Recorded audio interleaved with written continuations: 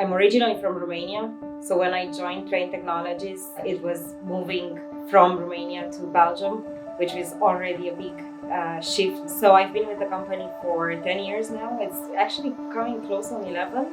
I've had various roles within the internal audit and SOX compliance department, and I wouldn't be here if I wouldn't love it. And most of that is because of the people I work with and the culture of the company.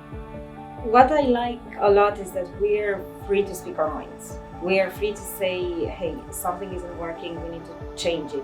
Just because we've been doing things the same way for years and that we haven't noticed or haven't thought about it before, it doesn't mean that it's the right way of doing things.